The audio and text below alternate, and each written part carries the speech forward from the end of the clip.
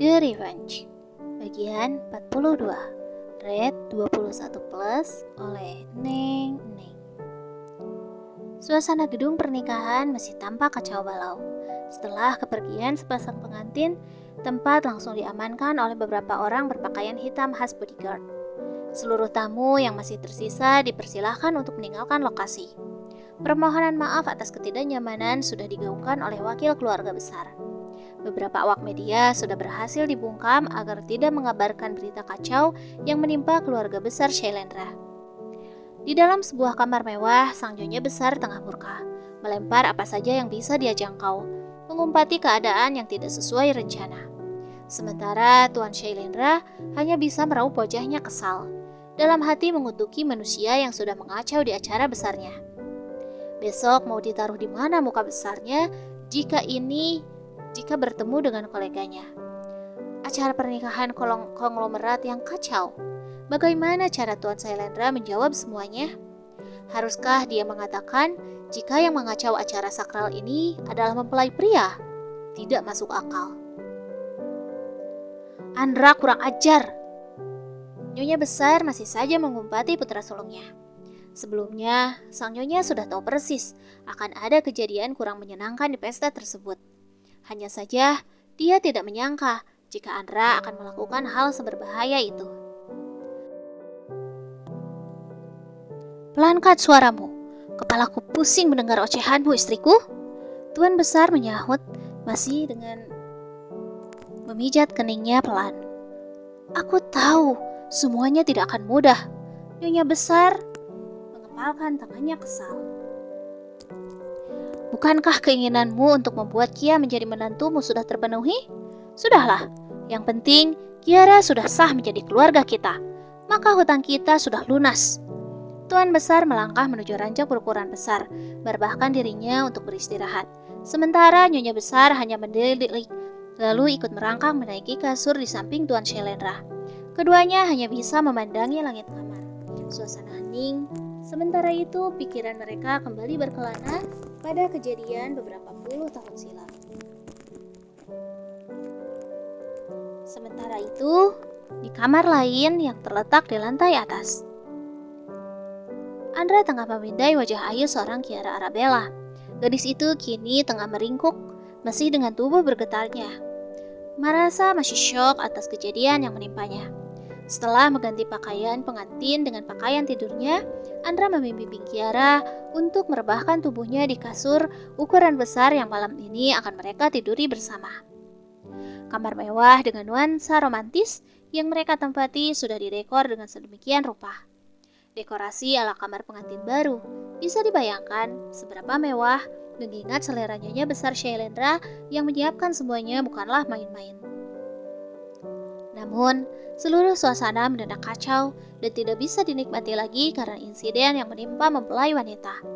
Kelopak bunga mawar yang ditata sedemikian rupa di tengah ranjang menjadi terlihat tidak berguna dan menyeramkan bagi Kiara. Tubuhnya masih mengeluarkan keringat dingin, getaran hebat masih dirasainya. Jantungnya berdegup kencang, nalurinya masih dalam posisi awas. Hingga gerakan apapun yang dilakukan Andra yang ada di sampingnya menjadi suatu hal yang menakutkan baginya. Sungguh ironi, tidak ada malam pengantin seperti yang ada dalam hayalannya. Semua kacau hanya dengan sebuah tragedi menakutkan baginya. Tok tok tok. Suara pintu kamar diketuk dari arah luar, membuat Andra yang masih berdiri mematung melirik pintu. Dengan langkah malas, pria itu berjalan mendekati pintu, lalu membukanya perlahan. Selamat malam, Tuan Andra. Seorang perempuan dengan rambut sebahu berdiri sambil membukukan tubuhnya. Ada apa, Asisten Kim? Andra menatap Asisten Kim, lalu melirik Kiara yang kini sudah terduduk menatap ke arah pintu. Kiara tahu jika Asisten Kim sedang berdiri di sana. Ini obat yang harus diminum Nona Kia malam ini. Asisten Kim menyodorkan baki kecil. Di sana sudah ada piring kecil dengan beberapa butir obat, juga sebotol air mineral. Kurasa Kiara hanya syok, tidak sakit. Kenapa harus diberi obat sebanyak ini? Andra mengerutkan keningnya. Aku akan meminumnya. Terima kasih, Asisten Kim. Tiba-tiba Kiara sudah berada di belakang Andra, meraih bucket tersebut lalu tersenyum dengan bibir pucatnya. "Selamat malam, Tuan, Nyonya." Asisten Kim membukukan tubuhnya, lalu memundurkan langkahnya, meninggalkan dua sejoli yang kini masih menatapnya dengan arti yang berbeda. Kiara segera menenggak obatnya dalam sekali tenggakan, membuka tutup botol, lalu meminumnya. Kiara lalu merebahkan kembali tubuhnya, matanya terpejam, masih dalam keadaan cemas. "Kia," Andra datang menghampiri, lalu mengusap keringat yang muncul di dahi Kiara. Dada Kiara berdebar tak karuan. Rasanya tubuhnya kini tengah mati rasa saat tangan Andra mengusap keningnya.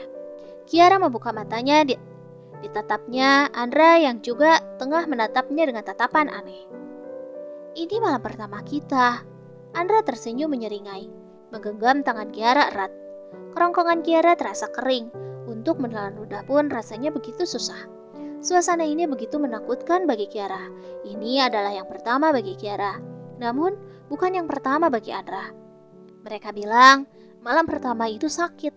Segera pikiran Kiara langsung melanglang buana, membayangkan seperti apa rasanya malam pertama bersama Andra, pria yang sangat dicintainya sedari dulu.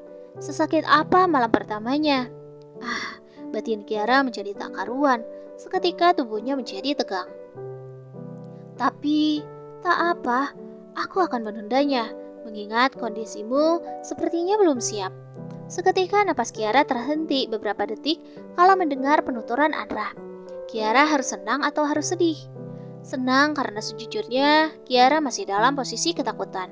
Sedih karena Kiara tidak bisa memberikan malam pertama terbaik untuk pria pujaannya. Kiara merasa gagal menjadi seorang istri.